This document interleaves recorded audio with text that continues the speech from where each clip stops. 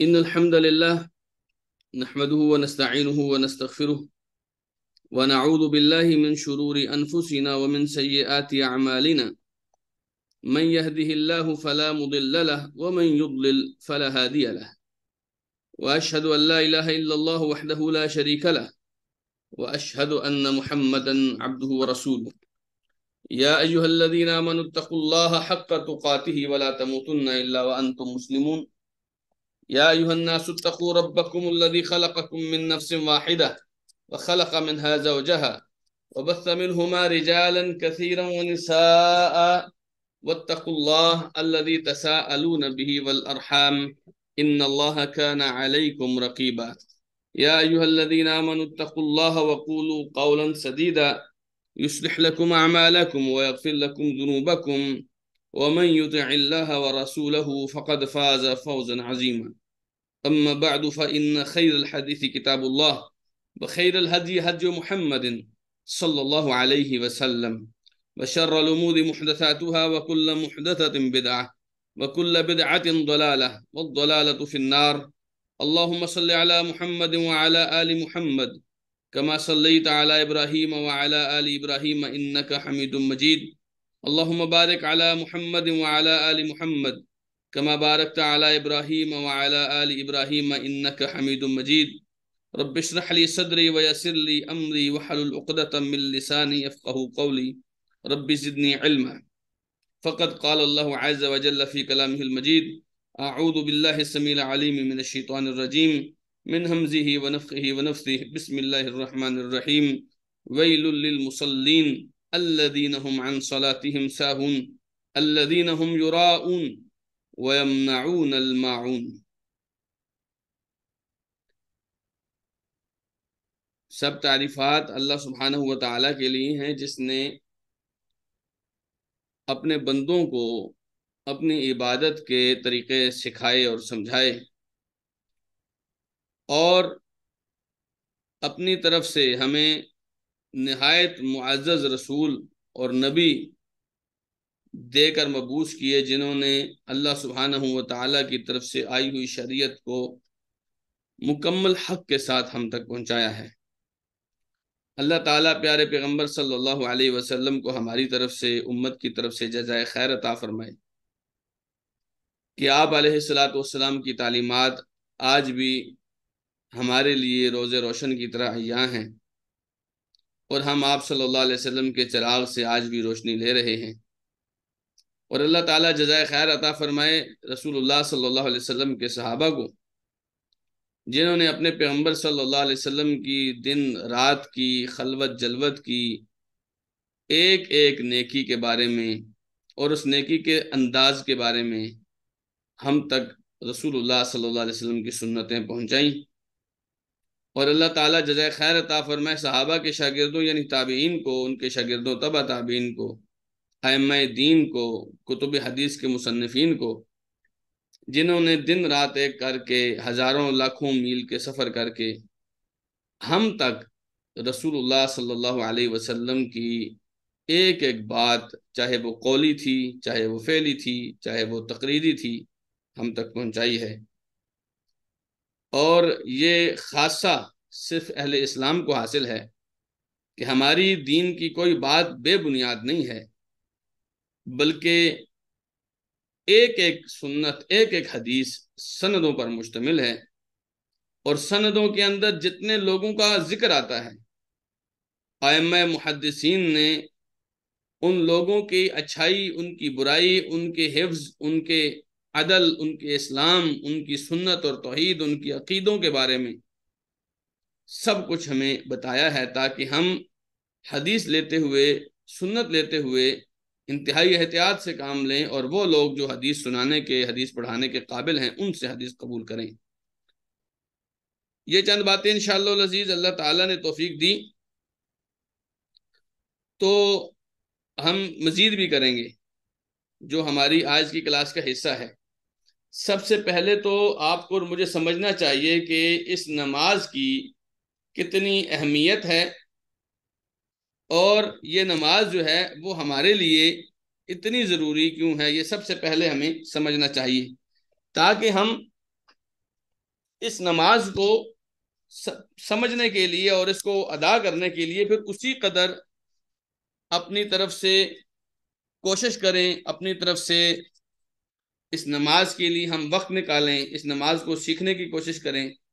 وگرنہ کیا ہوتا ہے کہ لوگ چونکہ ایک چیز کی اہمیت کو نہیں جانتے تو پھر وہ اس کی قدر کو کم کر دیتے ہیں۔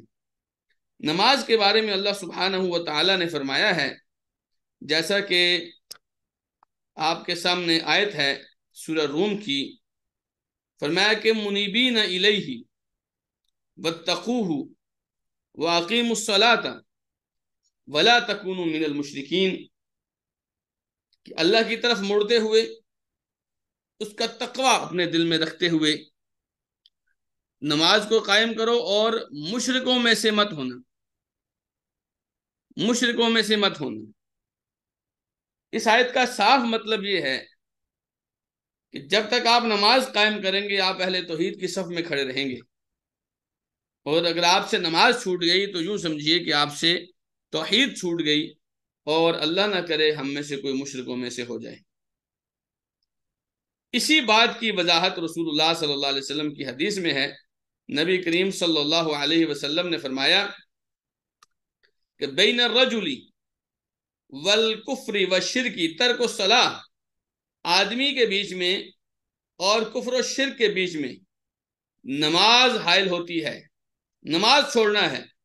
جس آدمی نے نماز چھوڑی اس آدمی نے نعوذ باللہ کفر و شرک کیا۔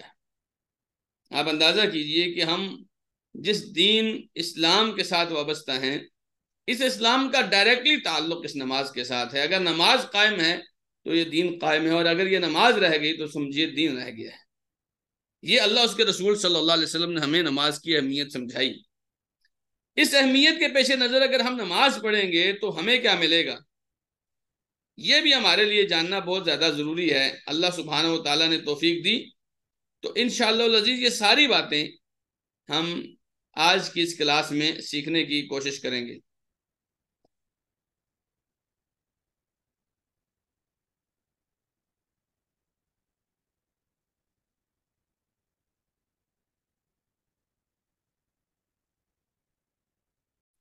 اگر ہم اس اہمیت کے پیش نظر، جو اہمیت قرآن اور حدیث سے ہم نے پڑھی ہے، ہم اگر نماز پڑھیں گے تو ہمیں اس سے کیا حاصل ہوگا، تو آئیے رسول اللہ صلی اللہ علیہ وسلم کی یہ حدیث ہم پڑھتے ہیں، جس سے ہمیں پتہ چل جائے گا کہ ہم اگر اس طریقے سے نماز پڑھیں گے جس طریقے سے ہمیں رسول اللہ صلی اللہ علیہ وسلم نے سکھایا ہے، اور جو اللہ تعالیٰ نے مقرر کی ہے نماز، تو ہمیں کیا ملے گا۔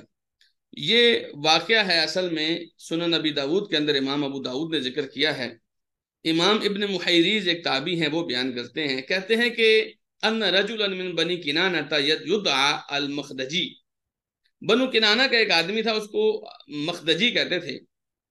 اس نے شام کے ایک آدمی کے بارے میں سنا، اس سے سنا کہ وہ ابو محمد کہلاتا تھا، شام کا آدمی۔ وہ کہتا تھا ان الوتر واجب، وطر جو ہے یہ واجب ہے، وطر جو ہے یہ واجب ہے۔ قال المخدجی، یہ جو مخدجی ہے یہ کہتے ہیں فرخت الی عبادۃ بن الصامت، یہ بات جب میں نے سنی تو میں نا حضرت عبادہ ابن صامت کے پاس چلا گیا رضی اللہ تعالی عنہ، فاخبرتہ، میں نے جا کر ان کو بتایا، فقال عبادہ کذب ابو محمد، عبادہ کہتے ہیں ابو محمد یہ جو کہتے ہیں نا کہ وطر واجب ہے، وہ غلط کہتا ہے، وہ غلط کہتا ہے۔ سمعت رسول اللہ صلی اللہ علیہ وسلم، میں نے رسول اللہ صلی اللہ علیہ وسلم سے سنا، یقول، آپ فرما رہے تھے، خمس صلوات کتبہن اللہ علی العباد، 5 نمازیں ہیں جو اللہ تعالیٰ نے اپنے بندوں پر فرض کی ہیں، فمن جاء بہن لم یضیع منہن شیئا استخفافا بحقہن، جو آدمی یہ 5 نمازیں لے کر آئے گا اور ان میں سے کوئی نماز اس نے ضائع نہیں کی ہوگی، ان نمازوں کے حقوق کو اس نے کم نہیں سمجھا ہوگا، کان لہ عند اللہ عہد ان یدخلہ الجنہ، اس آدمی کا اللہ تعالی کے ساتھ عہد ہے، معاہدہ ہے، ایگریمنٹ ہے کہ اللہ تعالی اس کو جنت میں ضرور داخل کرے گا۔ 5 نمازیں، آپ دیکھیے کہ پورا دین ایک طرف ہے، ان 5 نمازوں کے بارے میں فرمایا اگر یہ ہوئی نا پاس تو اللہ تعالیٰ آدمی کو جنت میں ضرور داخل کرے گا. یہ اللہ کا وعدہ ہے. وَمَن لَّمْ يَأْتِ بِهِنَّ فَلَيْسَ لَهُ عِندَ اللَّهِ عَهْدٌ إِن شَاءَ عَذَّبَهُ وَإِن شَاءَ أَدْخَلَهُ الْجَنَّةَ. اگر کوئی آدمی یہ 5 نمازیں لے کر نہ آیا تو اللہ کا اس کے ساتھ کوئی معاہدہ نہیں ہے. اللہ تعالیٰ چاہے تو اس کو عذاب دے، چاہے تو اس کو جنت میں داخل کرے، وگرنہ اس کا حق کوئی نہیں بنتا.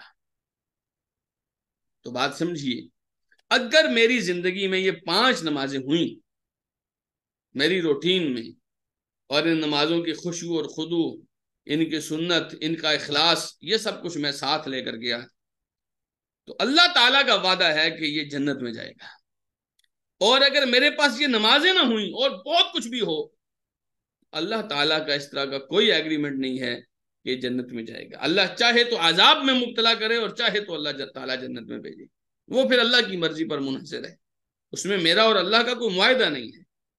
لیکن اگر یہ نمازیں ہوئیں تو ہم ایک معاہدے کے مطابق اس دنیا کو چھوڑیں گے اور اللہ تعالیٰ ہمیں جنت میں داخل کرے گا. اللہ تعالیٰ ہمیں توفیق دے.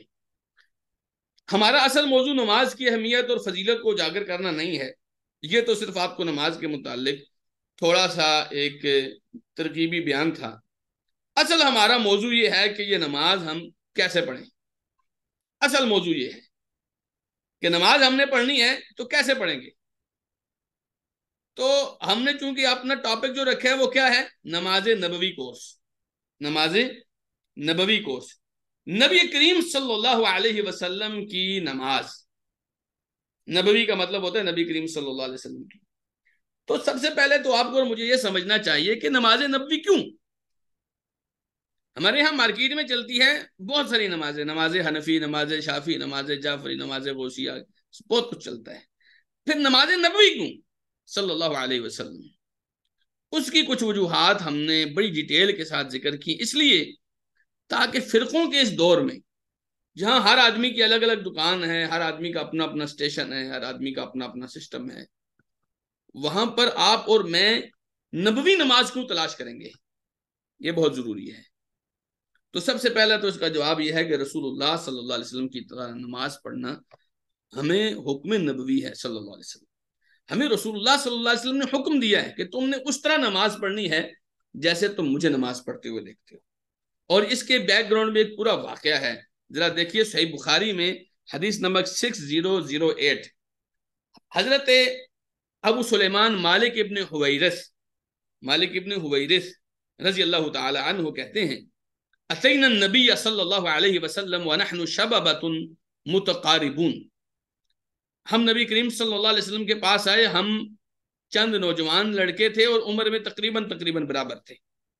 فَأَقَمْنَا عِنْدَهُ 20 لَيْلَةً.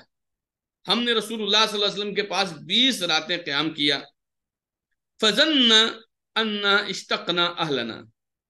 آپ کو لگا کہ ہم اپنے گھر والوں کو یاد کر رہے ہیں. 20 دن جب وہ ہم اپنے گھر والوں سے دور رہے تو نبی علیہ السلام کو محسوس ہو گیا کہ اب ہمیں ہمارے گھر کی یاد آ رہی ہے. وَسَأَلَنَا عَمَّنْ تَرَكَنَا فِي أَهْلِنَا. آپ نے ہمیں ہمارے گھر والوں کے بارے میں ہم سے پوچھا، تمہارے پیچھے کون ہے، والدین کیسے ہیں، بھائی بہن کیسے ہیں، یہ سب پوچھا آپ نے. فَأَخْبَرْنَاهُ. ہم نے بتایا. کہتے ہیں وَكَانَ رَفِيقًا رَحِيمًا. ہمارے پیارے پیغمبر صلی اللہ علیہ وسلم بہت نرم خو اور بڑے مہربان آدمی تھے. فَقَالْ ارْجِعُوا إِلَىٰ أَهْلِكُمْ. جب آپ نے ہم سے ہمارے گھر والوں کے بارے میں سارا کچھ پوچھا نا، آپ نے فرمایا واپس چلے جاؤ. فَعَلِّمُوهُمْ وَمُرُوهُمْ. واپس جا کے ان کو بھی یہ دین سکھانا جو تم نے میرے پاس ادھر رہ کر سیکھا ہے، اور ان کو بھی وہی سارے حکم دینا جو تم نے مجھ سے سیکھے ہیں. وَصَلُّوا كَمَا رَأَيْتُمُونِي أُصَلِّي. یہ میں نے ہائی لائٹ کیا ہے کہ اور نماز اس طرح پڑھنا جس طرح تم نے مجھے پڑھتے ہوئے دیکھا ہے. جیسے تم نے یہاں 20 دن بیٹھ کر دیکھتے رہے ہو، مطالعہ کرتے رہے ہو، جانچتے رہے ہو، سیکھتے رہے ہو، تم نے اپنے علاقے میں جا کر بھی نماز اس طرح پڑھنی ہے. فَإِذَا حَضَرَتِ الصَّلَاةُ فَلْيُؤَذِّن لَّكُمْ أَحَدُكُمْ ثُمَّ لِيُؤَمَّكُمْ أَكْبَرُكُمْ. جب نماز کا وقت ہو جائے تو تم میں سے ایک آدمی اذان دے دے اور جو سب سے بڑی عمر کا آدمی ہے وہ نماز کرائے، وہ جماعت کرائے. آپ دیکھیے کہ اگر اس نماز کے بارے میں جتنی ہم غفلت کرتے ہیں کہ نہیں جی مجھے تو سمجھ نہیں آتی، بس یہ بھی ٹھیک پڑتا ہے، وہ بھی ٹھیک پڑتا ہے، وہ بھی ٹھیک پڑتا ہے. یاد رکھیے اگر ہم نے پاکستان اور انڈیا اور بنگلہ دیش اور امریکہ اور یو کے کے مطابق نماز پڑھنی ہوتی تو رسول اللہ صلی اللہ علیہ وسلم ہمیں کہتے کہ نماز اپنے حساب سے دیکھ لینا. لیکن ایسا نہیں تھا، ایسا بالکل نہیں فرمایا گیا، بلکہ حکم کیا ہو رہا ہے کہ تم نے نماز اس طرح پڑھنی ہے جس طرح تم نے مجھے پڑھتے ہوئے دیکھا. اس کا مطلب ہے کہ ہمیں آبزرو کرنا پڑے گا کہ نبی کریم صلی اللہ علیہ وسلم کیسے پڑھتے تھے نماز. ہمیں دیکھنا پڑے گا کہ میرے پیارے پیغمبر صلی اللہ علیہ وسلم کا قیام کیسا تھا، آپ کا رکوع کیسا تھا، آپ کا سجدہ کیسا تھا، آپ علیہ السلام کا تشہد کیسا تھا، آپ کا آغاز کیسا تھا، آپ کا اختتام کیسا تھا، آپ نے نیتیں کیسے کیسے کی تھیں، آپ صلی اللہ علیہ وسلم نے سلام کیسے پھیرا تھا. یہ سب چیزیں ہمیں سیکھنی پڑیں گی، کیونکہ حکم یہ ہے تم نے میری طرح کی نماز پڑھنی ہے. اور یہ بات ہم انشاءاللہ الگ ایک لیکچر میں ڈسکس کریں گے کہ ہمارے ہاں عورتوں اور مردوں کی نماز بھی الگ الگ کہی جاتی ہے. اس کے اوپر بھی ہم ڈسکس کریں گے کہ اس کے اندر کس لیول کا اور کتنا فرق ہے. وہ انشاءاللہ العزیز ہم اینڈ آف دی لیکچر جو ہے نا ہم ایک موضوع خالص ان مسائل پر بھی رکھیں گے جن مسائل میں ہمارے جو پاک انڈیا کا علاقہ ہے یہاں پر جو اختلاف کیا جاتا ہے. تو بہرحال ہم نے ابھی تک یہ سیکھا اس کلاس میں کہ نماز اس طرح پڑھنی ہے جس طرح نبی کریم صلی اللہ علیہ وسلم نے پڑھی ہے. اب ہم نے دیکھا تو نہیں، لیکن دیکھنے والوں سے سنا ضرور ہے، دیکھنے والوں نے ہمیں بتایا ضرور ہے. اور جب ہم دیکھیں گے نا انشاءاللہ ہم پڑھیں گے آگے نماز کا طریقہ پڑھیں گے تو آپ دیکھیں گے کہ ہم کیسے کیسے کس طرح ہمیں صحابہ کرام سکھاتے رہے تھے. بہرحال اس حدیث کے بعد آگے چلتے ہیں انشاءاللہ. اچھا، دوسری حدیث، نبی کریم صلی اللہ علیہ وسلم نے نماز کہاں سے سیکھی؟ نبی علیہ السلام کے پاس نماز کہاں سے آئی؟ تو ہمارا دعویٰ ہے کہ نبی کریم صلی اللہ علیہ وسلم کو نماز اللہ تعالیٰ نے سکھائی ہے. وہ کیسے؟ ذرا آیت دیکھیے.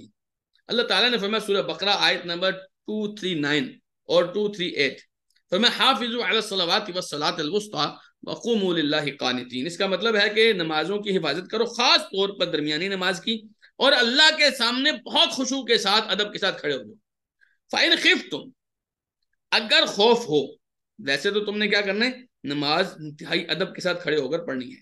لیکن اگر خوف کا معاملہ ہو، یعنی جہاد کے دوران دشمن کا خوف ہو، فَرِجَالًا، تو پیدل چلتے چلتے بھی پڑھ لینا، اور رُكْبَانًا، یا بیٹھے بیٹھے پڑھ لینا، سواری کے اوپر پڑھنی ضرور ہے. عام طور پر روٹین یہ ہے کہ آپ نے اللہ تعالیٰ کے سامنے انتہائی ادب اور خشوع کے ساتھ کھڑے ہونے ہیں. لیکن اگر معاملہ لڑائی کا ہے، جنگ کے دوران معاملات آ گئے اور نماز کا وقت ہو گیا ہے تو چلتے چلتے پڑھ لینا، سواری پر بیٹھے بیٹھے پڑھ لینا، لیکن پڑھنی ضرور ہے. فَإِذَا أَمِنْتُمْ فَاذْكُرُوا اللَّهَ كَمَا عَلَّمَكُمْ مَا لَمْ تَكُونُوا تَعْلَمُونَ. جب تم امن میں آ جاؤ، اب لڑائی نہیں ہے، اب خوف نہیں ہے، اب جنگ والا معاملہ نہیں ہے، تو اب تم نے اللہ کو یاد اس طرح کرنا ہے جس طرح اللہ نے سکھایا ہے تمہیں. اس سے پتہ چلتا ہے کہ چونکہ نماز کی بات ہے اور نماز خوف کی حالت میں فرمایا پیدل بھی پڑھ لینا، سواری پر بیٹھے بیٹھے بھی پڑھ لینا، لیکن اگر خوف نہیں ہے پھر اسی طرح پڑھنا جس طرح اللہ نے سکھایا ہے. گویا نبی کریم صلی اللہ علیہ وسلم نے جو نماز کا طریقہ ہمیں بتایا ہے وہ خود سے نہیں بتایا، وہ اللہ تعالیٰ نے سکھایا ہے. اور فرمایا ما لم تکونوا تعلمون، میرے سکھانے سے پہلے تمہیں کچھ نہیں پتا تھا، اس سے پہلے تمہیں نہیں پتا تھا نماز کیسے پڑھنی ہے، اللہ کو راضی کیسے کرنا ہے، اللہ کے دربار پہ حاضری کیسے دینی ہے، اللہ نے سکھایا ہے. اور پھر یہی بات امام عبدالرزاق رحمہ اللہ نے بھی ذکر کی ہے. امام بیہقی رحمہ اللہ نے اپنی کتاب السنن الکبریٰ کے اندر یہ بات ذکر کی ہے. امام عبدالرزاق کہتے ہیں اہل مکہ نے، یعنی مکہ والے جو لوگ تھے، انہوں نے نماز سیکھی امام ابن جریج سے، ابن جریج نے نماز سیکھی امام عطا سے، عطا نے نماز سیکھی ابن زبیر سے. عبداللہ بن زبیر رضی اللہ عنہ صحابی ہیں اور وہ مکے کے خلیفے رہ چکے ہیں. اور ابن زبیر نے نماز سیکھی اپنے نانا حضرت ابو بکر صدیق سے. ابو بکر صدیق نے نماز سیکھی نبی کریم صلی اللہ علیہ وسلم سے. اور وہیں پر امام احمد کی ایک دوسری روایت میں ذکر ہے کہ نبی کریم صلی اللہ علیہ وسلم نے نماز سیکھی جبریل امین سے، اور جبریل امین نے نماز سیکھی اللہ سبحانہ و تعالی سے. گویا یہ ایک پوری چین ہے نماز سیکھنے اور سکھانے کی. یعنی ہم جس کلاس میں بیٹھے ہیں یہ کلاس ایک عام کلاس نہیں ہے، یہ اسی سلسلے کی ایک کڑی ہے نماز سیکھنے کی. جب اللہ تعالیٰ نے جبریل کو سکھائی، جبریل نے محمد رسول اللہ کو سکھائی صلی اللہ علیہ وسلم، محمد رسول اللہ نے ابو بکر صدیق کو سکھائی، ابو بکر صدیق نے عبداللہ ابن زبیر کو سکھائی، عبداللہ ابن زبیر نے امام عطا ابن ابی رباح کو سکھائی، امام عطا ابن ابی رباح نے ابن جریج کو سکھائی، اور ابن جریج سے سارے مکے والوں نے سیکھی۔ یہ وہی چین ہے جس چین کے ایک کڑی آج ہماری کلاس ہے جس کا ہم آغاز کرنے جا رہے ہیں۔ تو یہ کوئی عام کلاس نہیں ہے، یہ اللہ سبحانہ وتعالیٰ کا لگایا ہوا سلسلہ ہے انشاءاللہ۔ تو نبی علیہ الصلوۃ والسلام سے ہم نے سیکھنی ہے نا، تو نبی علیہ السلام کو کس نے سکھائی؟ اللہ تعالیٰ نے نماز سکھائی۔ مجھے امید ہے کہ آپ میرے اس مقدمے کو سمجھ گئے ہوں گے، اور سکھانے کا طریقہ بھی آپ دیکھیے، ایسا نہیں ہم بے دلیل بات کر رہے ہیں اور صرف ایک مفروضہ قائم کر رہے ہیں، بلکہ دیکھیے ذرا یہ حدیث جو میں نے نقل کی ہے یہ اصل میں نماز کے اوقات کے لیے ہے کہ نماز کی ٹائمنگز کیا ہیں۔ اور آپ کو بتاؤں کہ بتایا جا سکتا تھا نبی کریم صلی اللہ علیہ وسلم کو فلاں نماز فلاں ٹائم پہ پڑھنی، فلاں نماز فلاں ٹائم پہ پڑھنی، لیکن اگر آپ نماز کو ایک ہائی لائٹ کریں پوری عبادتوں میں سے تو آپ کو لگے گا کہ باقی تمام احکام، باقی تمام عبادتیں جو ہیں وہ اللہ تعالیٰ نے وحی کے ذریعے سے زمین پر اس کا حکم بھیجا، لیکن نماز اسپیشلی رسول اللہ کو اپنے پاس بلا کر تحفہ دی گئی۔ اس کا مطلب اس کے لیے بہت خاص معاملہ کیا گیا نماز کے حوالے سے۔ اب یہاں پر بھی سکھایا جا سکتا تھا کہ وقت کیا کیا ہے، لیکن نہیں۔ اب دیکھیے کہ نبی کریم صلی اللہ علیہ وسلم نے فرمایا امنی جبریل علیہ السلام عند البیت مرتین، بیت اللہ کے پاس جبریل امین نے 2 مرتبہ میری امامت کی، یعنی 2 مرتبہ جبریل نے آ کر مجھے نماز پڑھائی، 2 مرتبہ، 2 مرتبہ سے مراد یہ 2 دن۔ چنانچہ رسول اللہ علیہ وسلم نے اس کو ڈیٹیل میں ذکر کیا، فصلی بی الظہر حین زالت الشمس، ظہر اس وقت پڑھائی جب زوال تھا، وکانت قدر الشراک، اور سورج جو ہے وہ تسمے کے برابر جو ہے، سایہ جو ہے ایک تسمے کے برابر تھا، وصلی بی العصر حین کان ظلہ مثلہ، عصر اس وقت پڑھائی جب ہر چیز کا سایہ اس کے برابر ہو گیا، وصلی بی یعنی المغرب حین افطر الصائم، مغرب اس وقت پڑھائی جب روزہ دار افطار کرتا ہے، وصلی بی العشاء حین غاب الشفق، عشاء اس وقت پڑھائی جب شفق غائب ہو گیا۔ شفق آپ اگر مغرب کی سائڈ پہ دیکھیں تو ایک سرخی ہوتی ہے مغرب کے بعد جو تقریباً 1 گھنٹہ 45 منٹ تک رہتی ہے، اس کے بعد عشاء کا وقت داخل ہو جاتا ہے۔ آپ نے فرمایا جب شفق غائب ہو گیا، یہ جو سرخی تھی غائب ہوگی، تب عشاء کی نماز پڑھائی۔ وصلی بی الفجر حین حرم الطعام والشراب علی الصائم، اور فجر اس وقت پڑھائی جب روزے دار کے لیے کھانا پینا حرام ہو جاتا ہے، یعنی جب فجر کا ٹائم ہو جاتا ہے۔ اب فرمایا کہ فلما کان الغد، اگلے دن، صلی بی الظہر، پھر جبریل نے مجھے ظہر پڑھائی، لیکن آج ظہر کون سی تھی؟ حین کان ظلہ مثلہ، جب ہر چیز کا سایہ اس کے برابر ہو گیا تھا۔ یعنی یہ جو ہر چیز کا سایہ ہے نا، جب وہ برابر ہو جاتا ہے تو وہ ظہر کا اینڈ ہوتا ہے اور عصر کا سٹارٹ ہوتا ہے، ٹھیک ہے؟ اس حدیث سے پتہ چلتا ہے وصلی بی العصر حین کان ظلہ مثلہ، اور عصر آج اس وقت پڑھائی جب ہر چیز کا سایہ ڈبل ہو گیا تھا۔ وصلی بی المغرب حین افطر الصائم، مغرب آپ نے اس وقت پڑھائی جب روزے دار افطار کرتا ہے، یعنی مغرب پچھلے دن کے مطابق ہی پڑھائی آپ نے۔ اور وصلی بی العشاء الی ثلث اللیل، عشاء آپ نے جو پڑھائی وہ 1/3 رات گزر چکی تھی، پھر آپ نے عشاء پڑھائی۔ وصلی بی الفجر فاسفرا، جب فجر پڑھائی تو آج کچھ روشنی میں پڑھائی۔ ثم التفت الی فقال، اب جب فجر پڑھانے کے بعد جبریل کے 2 دن ہو گئے تھے نا، تو جبریل نے میری طرف رخ کیا اور فرمایا یا محمد ھذا وقت الانبیاء من قبلک والوقت ما بین ھذین الوقتین، اے محمد آپ سے پہلے بھی جتنے نبی تھے وہ انہی وقتوں میں نماز پڑھتے تھے، اور آپ کا وقت بھی ان 2 وقتوں کے بیچ میں ہے۔ آپ اگر نوٹ کریں تو کچھ نمازیں ایسی تھیں جیسے فجر پہلے دن جلدی پڑھا دی اور دوسری دن لیٹ کر کے پڑھائی۔ یہ دونوں دنوں میں فرق اس لیے بتایا، پریکٹیکل کر کے بتایا کہ دیکھو تمہارے جو نمازوں کے اوقات ہیں وہ ان کے بیچ میں جس ٹائم بھی پڑھ لو نماز ہو جائے گی، یہ نماز کے اوقات ہیں۔ دیکھیے یہ نماز کے اوقات بتانے کے لیے، وقت بتانے کے لیے، ٹائمنگز بتانے کے لیے جبریل امین 2 دن آتے رہے اور نبی کریم صلی اللہ علیہ وسلم کو نماز پڑھا کر دکھاتے رہے تھے۔ تو یہ بہت مبارک سلسلہ ہے جس سلسلے میں ہم نے قدم رکھا ہے۔ تو اب آپ کو پتہ چل رہا ہوگا کہ نماز نبوی ہی کیوں، نماز نبوی ہی کیوں، مطلب ہم صرف رسول اللہ سے نماز کیوں لیں؟ ہم اپنے طریقے کے مطابق کیوں نہیں پڑھ سکتے؟ ہم اپنے حضرت صاحب، اپنے مسجد کے مولوی صاحب، اپنے امام صاحب، اپنے شیخ صاحب، اپنے پیر صاحب کے مطابق کیوں نہیں؟ اس کی وجہ یہ ہے اس نماز کو انتہائی اہتمام کے ساتھ آپ کے حوالے کیا گیا۔ اور اگر آپ ان مشکلات کا اندازہ لگائیں جن مشکلات سے رسول اللہ صلی اللہ علیہ وسلم گزرے تھے، لیکن اس کے باوجود نماز پر کمپرومائز نہیں کیا تھا، تو میرے خیال میں یہ بات سمجھنا زیادہ آسان ہو جاتی ہے۔ میں نے اس میں سے صرف ایک جھلک آپ کے سامنے رکھ رہا ہوں، صرف ایک جھلک، اور یہ حدیث ہے صحیح بخاری کی 240، 240 نمبر حدیث ہے۔ عمرو ابن میمون رضی اللہ عنہ کہتے ہیں کہ عبداللہ ابن مسعود رضی اللہ عنہ نے مجھے بتایا، آپ کو پتا ہونا جی کہ عبداللہ ابن مسعود شروع کے مسلمان تھے، جو بالکل سٹارٹنگ میں مسلمان ہو گئے تھے، ان میں عبداللہ ابن مسعود تھے۔ ان النبی صلی اللہ علیہ وسلم کان یصلی عند البیت، ایک مرتبہ نبی کریم صلی اللہ علیہ وسلم بیت اللہ کے پاس نماز پڑھ رہے تھے۔ وابو جہل واصحاب له جلوس، ابو جہل اور اس کی جو پارٹی کے لوگ تھے وہ وہاں بیٹھے تھے۔ نبی علیہ السلام نماز پڑھ رہے تھے بیت اللہ کے پاس، اور ابو جہل اور اس کی جو پارٹی تھی یہ بیٹھے ہوئے تھے۔ اذ قال بعضهم لبعض ایکم یجیء بصلاۃ جزور بنی فلان فیدعه على ظہر محمد اذا سجد، اور ابو جہل کے جو لوگ تھے، گروپ بیٹھا ہوا تھا، ان میں سے کسی نے کہا کہ کوئی ہے ایسا جو فلاں قبیلے پہ کی طرف جائے، وہاں سے اوجڑی اٹھا کے لائے، اور محمد صلی اللہ علیہ وسلم جب سجدے میں جائیں تو وہ اوجڑی آپ صلی اللہ علیہ وسلم کے اوپر رکھ دیں۔ بعض حدیث میں تو یہاں تک آتا ہے کہ اس اوجڑی کے ساتھ گوبر اور خون بھی لگا ہوا ہو، یعنی یہ اوجڑی بھری ہوئی ہو اور نبی علیہ الصلوۃ والسلام کے اوپر رکھ دی جائے۔ فانبعث اشقى القوم فجاء به، عبداللہ ابن مسعود کہتے ہیں کہ اس گروپ میں جو سب سے بدبخت آدمی تھے، دیکھیں کہنے میں تو بات کہہ دی، لیکن جو سب سے بدبخت آدمی تھا وہ اٹھا اور وہ اوجڑی اٹھا کر لایا۔ فنظر، اور آ کر انتظار کیا، حتی سجد النبی صلی اللہ علیہ وسلم، یہاں تک کہ نبی کریم صلی اللہ علیہ وسلم نے سجدہ کیا۔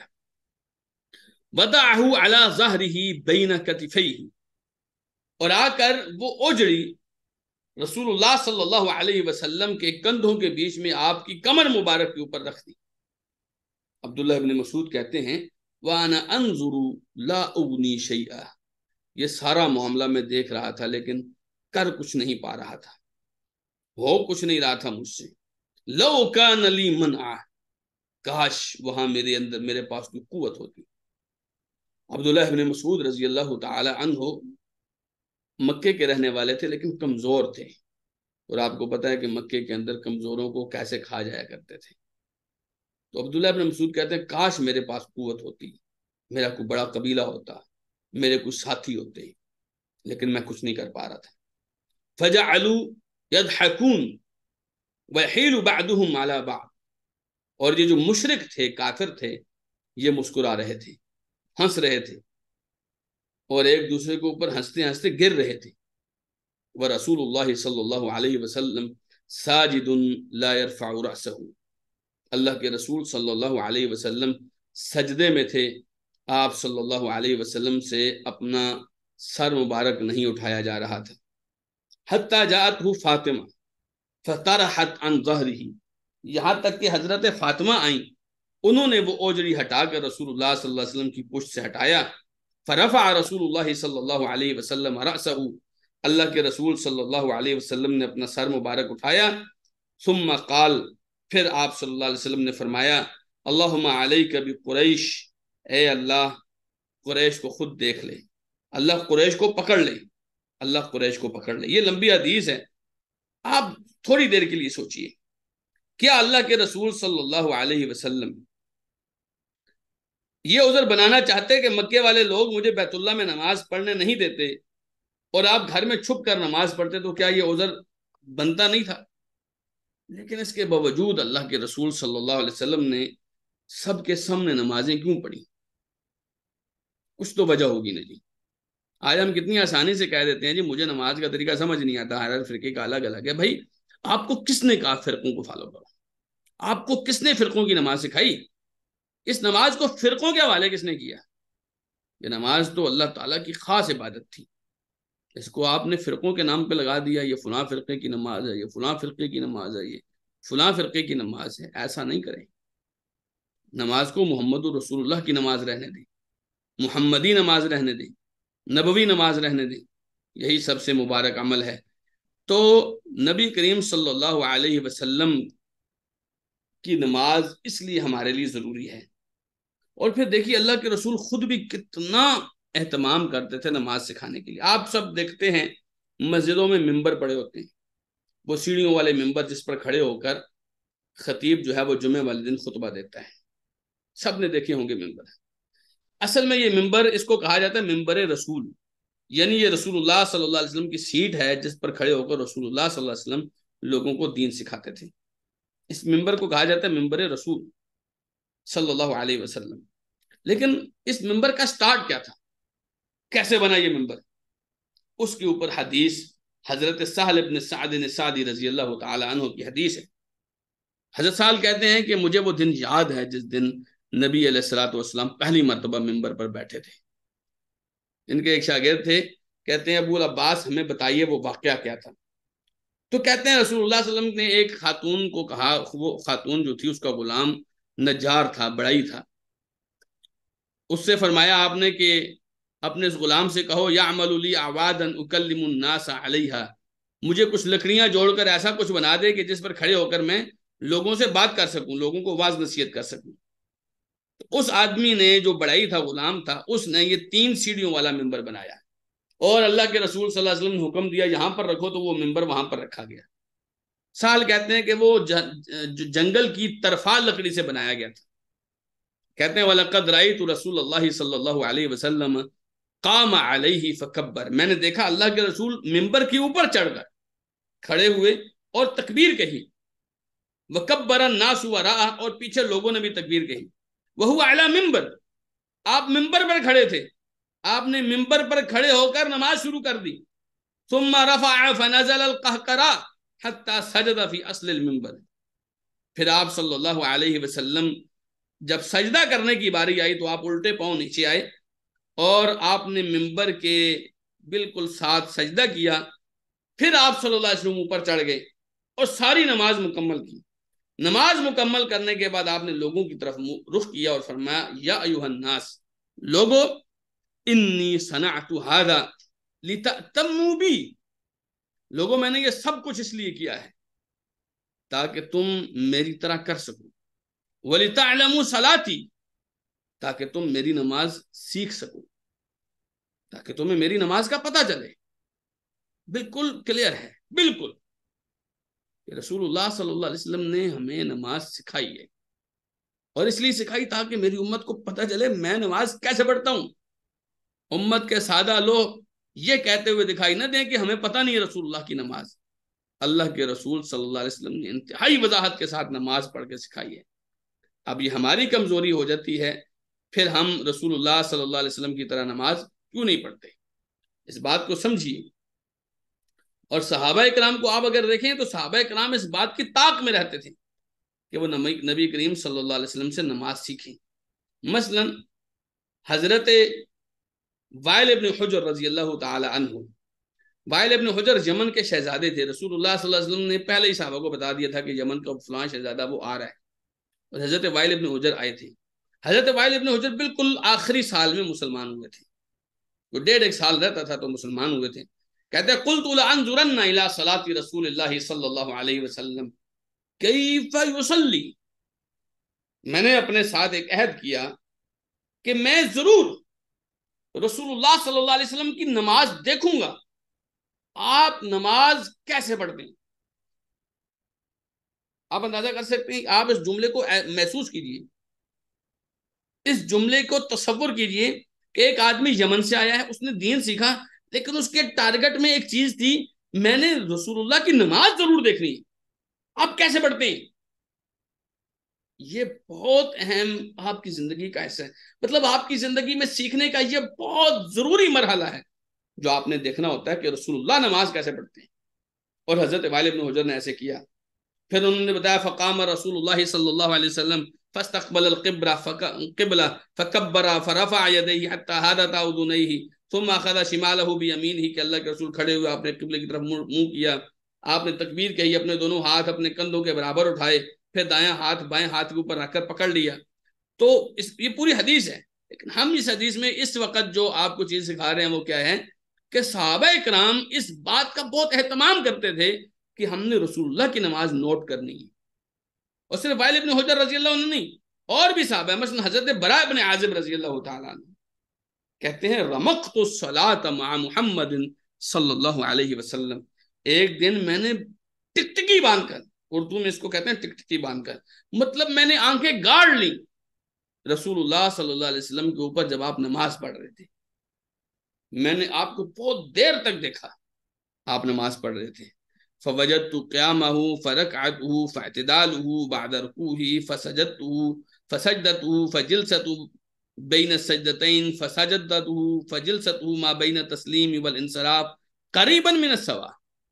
کہتے ہیں میں نے دیکھا کہ آپ نے جو رکوع کیا، رکوع کے بعد کھڑے ہوئے، سجدہ کیا، سجدے کے درمیان میں بیٹھے، پھر آپ جب تشہد میں بیٹھے، یہ سب کا سب تقریباً برابر برابر تھا. میں نے نوٹ کیا تھا، میں نے دیر تک دیکھتا رہا تھا اللہ کے رسول صلی اللہ علیہ وسلم کی نماز. تو مجھے امید ہے آپ لوگ بھی میرے ساتھ دیر تک انشاءاللہ بیٹھے رہیں گے. اور ہم نے آپ سے صرف 6 گھنٹے لیے ہیں، صرف 6 گھنٹے. ہم انشاءاللہ یعنی روزانہ کا 1 گھنٹہ ہم انشاءاللہ اس میں رسول اللہ صلی اللہ علیہ وسلم کی نماز سیکھیں گے. اور ہم کوشش کریں گے ہم جیسے جیسے پڑھتے جائیں گے ویسے ویسے ہم نماز ادا کرتے جائیں گے اللہ سبحانہ وتعالیٰ کی توفیق کے ساتھ. تو پھر اس کے بعد یہ چیز بھی سیکھنا ہمارے لیے ضروری ہے کہ نماز میں جب غلطی ہو جائے تو رسول اللہ صلی اللہ علیہ وسلم اس کا کتنا اہتمام کرتے تھے. نہیں ایک بندے کو دیکھا نا آپ نے، اس کی نماز میں غلطی ہو گئی، آپ صلی اللہ علیہ وسلم ایسے نہیں اگنور کر دیتے تھے، ایسے نہیں، بلکہ نبی کریم صلی اللہ علیہ وسلم اس غلطی کو اس کے لیول پر دور کرتے تھے. چھوٹی غلطی تھی تو وہ اس کے حساب سے بتاتے تھے، بڑی غلطی تھی تو اس کے حساب سے آپ رپلائی کرتے تھے. اس میں سے ایک حدیث ہے، یہ بڑی معروف حدیث ہے، اسے کہتے ہیں حدیث مسیء الصلاۃ. مسیء الصلاۃ یعنی وہ آدمی جو نماز میں غلطی کر رہا تھا. یہ حدیث ذرا دیکھیے، حدیث نمبر بخاری کی حدیث ہے 757. حضرت ابو ہریرہ کہتے ہیں کہ نبی علیہ السلام ایک دفعہ مسجد میں داخل ہوئے، فدخل رجل، ایک اور آدمی بھی داخل ہوا، فصلى، اس نے نماز پڑھی، فسلم علی النبی صلی اللہ علیہ وسلم فرد، اس نے نماز پڑھ کر رسول اللہ صلی اللہ علیہ وسلم کو سلام کیا، آپ نے اس کے سلام کا جواب دیا. آپ نے پھر فرمایا ارجع فصلی فانک لم تصلی، جاؤ جا کر نماز پڑھو کیونکہ تم نے نماز نہیں پڑھی. اس نے واپس گیا، پھر نماز پڑھی، پھر آ کر سلام کیا. آپ نے فرمایا ارجع فصلی فانک لم تصلی، واپس جاؤ نماز پڑھو کیونکہ تم نے نماز نہیں پڑھی. یہ دوسری دفعہ ہو گیا. وہ پھر گیا نماز پڑھ کے آیا، حدیث میں آتا ہے ثلاثاً، یہ 3 مرتبہ اس نے نماز پڑھی. پھر آخر مرتبہ کہنے لگا والذی بعثک بالحق ما احسن غیرہ، اس اللہ کی قسم جس نے آپ کو حق دے کر بھیجا ہے اس سے بہتر مجھے نہیں آتی. فعلمنی فعلمنی، آپ مجھے سکھا دیجئے، آپ مجھے سکھا دیجئے. آپ کو نہیں لگتا کہ اگر ہمیں نماز نہیں آتی تو ہم کسی ایسے کے پاس جائیں جس سے ہم کہیں فعلمنی، مجھے سکھائیے، میں اتنی اچھی نماز نہیں پڑھ پاتا، اتنی اچھی نماز نہیں پڑھ پاتی، مجھے سکھائیے نماز. تو رسول اللہ صلی اللہ علیہ وسلم نے پھر ان کو نماز سکھائی. یہ پوری حدیث ہے آپ کے سامنے انشاءاللہ العزیز. تو آپ کی اور میری روٹین میں یہ بات ہونی چاہیے. دیکھیے اس نماز میں ایسا کچھ تھا کہ نماز ہی نہیں تھی. آپ نے ایک مرتبہ واپس بھیجا، دوسری مرتبہ بھیجا، تیسری مرتبہ بھیجا ہے جی. تو پھر اس نے کہا کہ مجھ سے نہیں ہو رہا، آپ مجھے سکھائیے. اس نے ایک مرتبہ بھی برا نہیں منایا، اچھا آپ کو میری نماز ہی نہیں لگتی، نہیں آپ کو کیا پتا میں کیسے نماز پڑھتا ہوں، حضرت صاحب آپ چھوڑیں، آپ اور میرا، آپ کا فرقہ اور ہے میرا فرقہ اور ہے.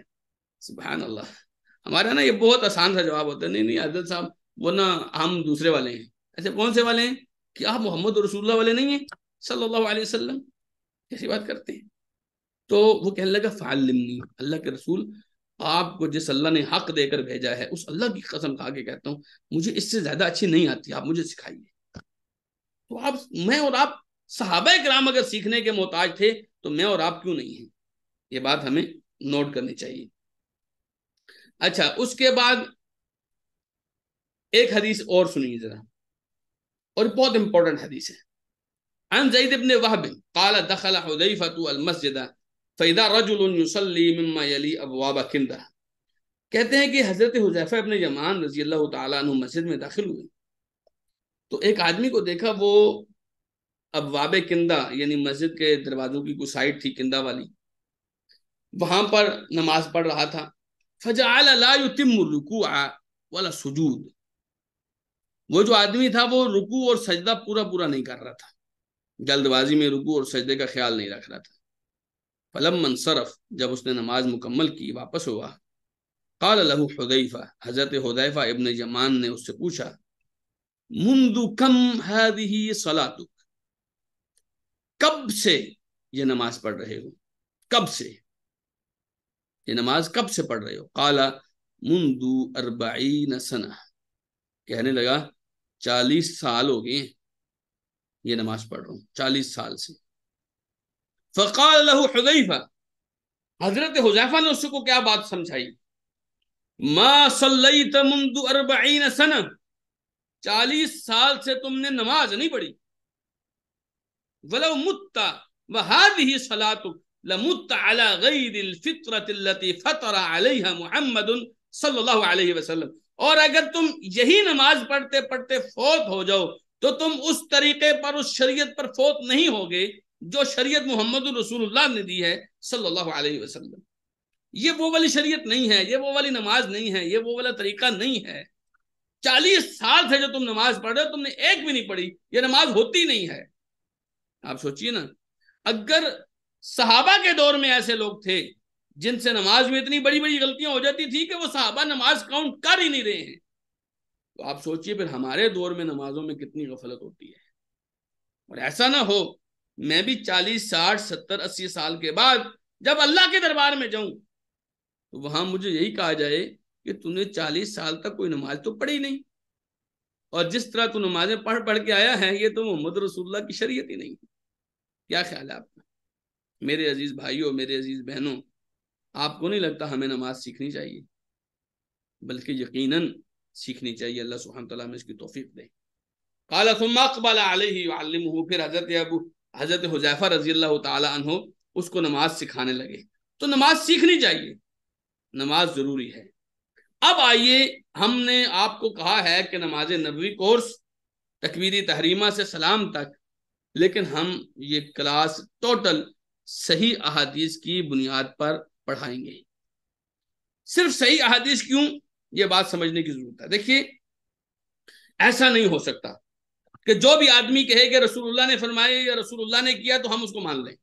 ایسا نہیں ہو سکتا، کیونکہ بہت ساری باتیں رسول اللہ کا نام لے کر ایسی بھی بیان کی جاتی ہیں جو رسول اللہ صلی اللہ علیہ وسلم کی نہیں ہوتی۔ اس لیے ہمیں یہ بات دیکھنا بڑی ضروری ہے کہ کیا یہ بات جو ہمیں بتائی جا رہی ہے یہ رسول اللہ صلی اللہ علیہ وسلم کی ہے بھی یا نہیں ہے۔ اس کی وجہ کیا ہے؟ حضرت امام ابن سیرین کہتے ہیں، تابعی، بہت بڑے تابعی ہیں، کہتے ہیں لم یکونوا یسألون عن الاسناد، کہتے ہیں پہلے ہم لوگ سندوں کے بارے میں نہیں پوچھتے تھے۔ فلما وقعت الفتنہ، لیکن جب فتنے آ گئے، قالوا سموا لنا رجالکم، تو لوگ ایک دوسرے کو کہتے تھے ہمیں اپنے بیان کرنے والے کا نام بتاؤ، تم جو کہہ رہے ہو نا رسول اللہ نے فرمایا، تم بتاؤ تو رسول اللہ سے کس نے سن کے تمہیں بتایا ہے، نام بتاؤ۔ فینظر الی اہل السنہ فیؤخذ حدیثہم، پھر جب وہ نام بتاتا تھا پھر دیکھا جاتا تھا کہ کیا یہ اہل سنت کا آدمی ہے تو اس کی حدیث لی جاتی تھی۔ وینظر الی اہل البدع فلا یؤخذ حدیثہم، اور یہ بھی دیکھا جاتا تھا کہ اگر یہ اہل سنت کا آدمی نہیں ہے تو اس کی حدیث نہیں لی جائے گی، اس لیے کہ صحیح حدیث ہونا ضروری ہے، بندے کا ٹھیک ہونا ضروری ہے۔ امام عبداللہ ابن مبارک، امام ابو حنیفہ رحمہ اللہ کے بہت بڑے شاگرد تھے، فرمایا کرتے تھے کہ الاسناد من الدین، یہ جو سند ہوتی ہے یہ دین کا حصہ ہے۔ لولا الاسناد لقال من شاء ما شاء، اگر یہ سندیں نہ ہوتی تو جس کا جی چاہتا، جو جی چاہتا، وہ رسول اللہ صلی اللہ علیہ وسلم کے بارے میں کہہ جاتا۔ اور آپ دیکھیے نا، ہمارے ہاں عام طور پر خرافات اور روایات میں امت کو الجھایا گیا ہے، اور قرآن اور حدیث نہیں بتایا جاتا، قرآن اور حدیث نہیں بتایا جاتا۔ تو یہ سندیں ہیں جو آپ کو ڈکلیئر کرتی ہیں کہ کیا رسول اللہ صلی اللہ علیہ وسلم تک یہ بات پہنچ رہی ہے کہ نہیں پہنچ رہی۔ تو صرف صحیح حدیث اس لیے تاکہ ہمیں پتہ چلے گا کہ یہ ایگزیکٹلی رسول اللہ کا عمل ہے، یہ اصل میں رسول اللہ کا فرمان ہے۔ اگر ہمیں یہ بات پتہ نہیں چل رہی تو کسی کے بڑے چوغے کو دیکھ کر، کسی کی پگڑی کو دیکھ کر، کسی کی لمبی داڑھی کو دیکھ کر، کسی کے اونچے پائنچے دیکھ کر یہ فیصلہ نہیں کیا جائے گا کہ اس کی بات مانی جائے کہ نہیں مانی جائے۔ مانی جائے گی تو اس کی بات جو صحیح حدیث لے کر آئے گا۔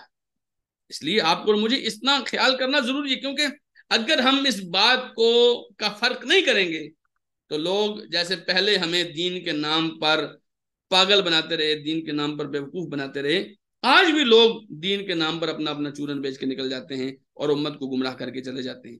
ہم نے یہ شرط رکھی اس لیے ہے کہ ہم جو حدیثیں پڑھیں گے انشاءاللہ وہ ہم معیاری، اتھینٹک اور صحیح حدیث انشاءاللہ العزیز اللہ تعالیٰ کی توفیق سے پڑھیں گے۔ اس لیے مجھے اور آپ کو یہ سمجھنا ضروری ہے، بہت سے لوگ کہہ رہے ہوں گے اچھا صحیح حدیث کیا ہوتا ہے؟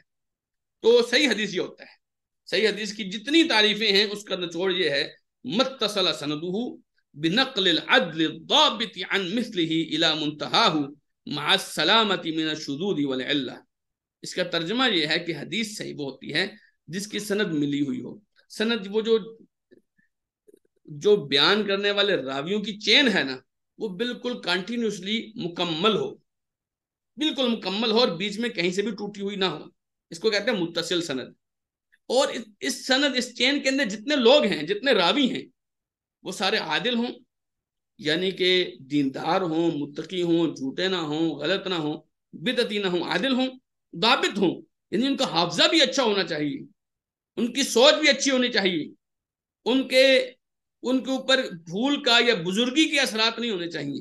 یعنی ایسا نہ ہو کہ ایک آدمی جیسے بوڑھے ہو کے، کئی لوگوں کو علم بھول جاتا ہے نا، آہستہ آہستہ وہ خراب ہو جاتا ہے علم، جو ہے ان کے ذہن میں وہم کا شکار ہو جاتے ہیں، کئی معاملات ہوتے ہیں۔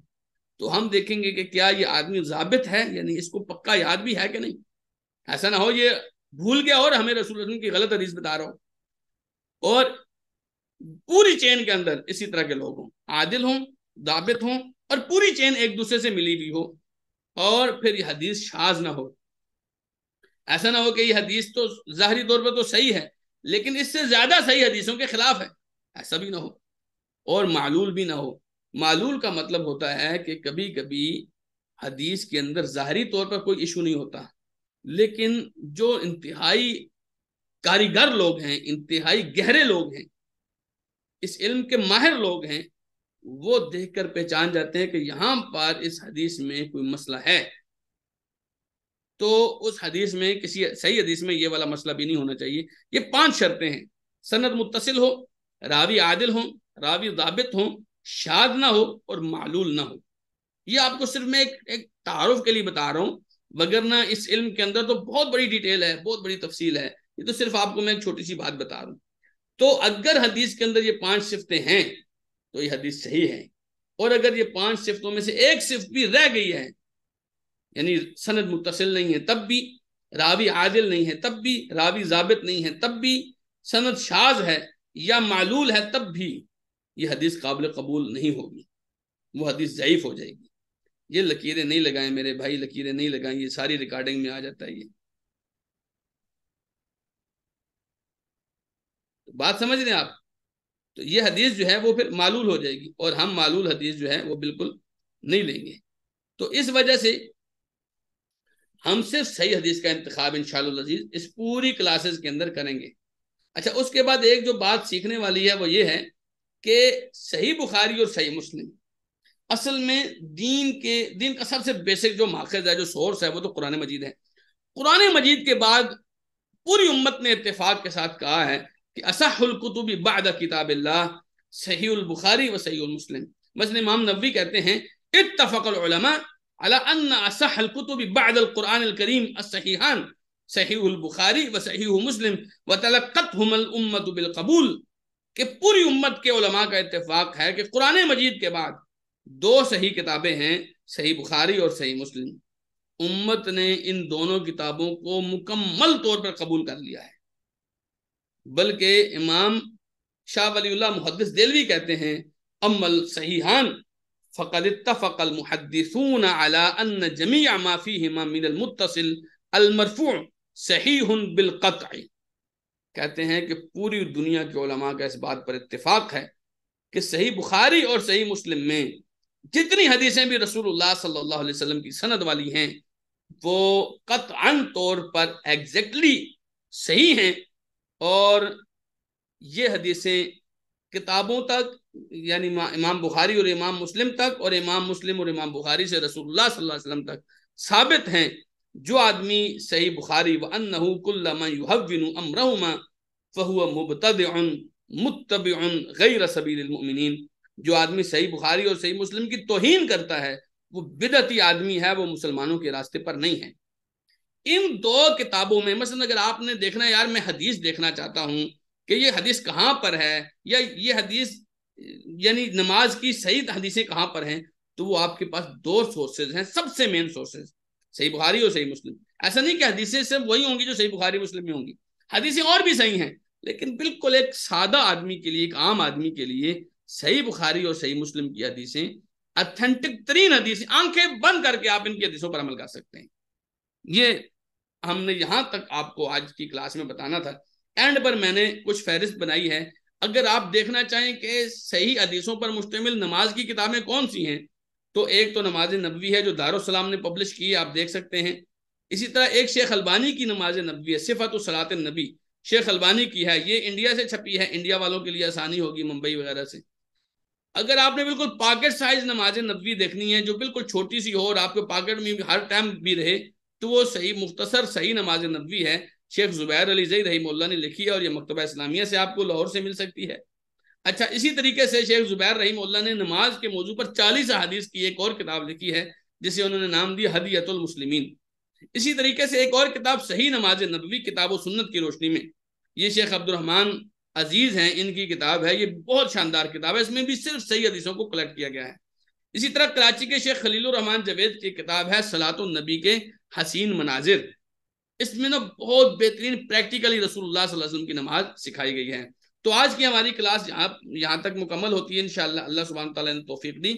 تو اگلی کلاس میں ہم وضو کے طریقے سے شروع کرنے جا رہے ہیں انشاءاللہ، کہ ہم وضو ایگزیکٹلی رسول اللہ کے مطابق کیسے کریں گے انشاءاللہ، اور پھر نماز کے اوپر بات ہوگی، اللہ تعالیٰ نے توفیق دی تو۔ اللہ تعالیٰ مجھے اور آپ کو جو کچھ کہا ہے، جو کچھ سمجھا ہے، اس پر عمل کرنے کی توفیق عطا فرمائے۔ وآخر دعوانا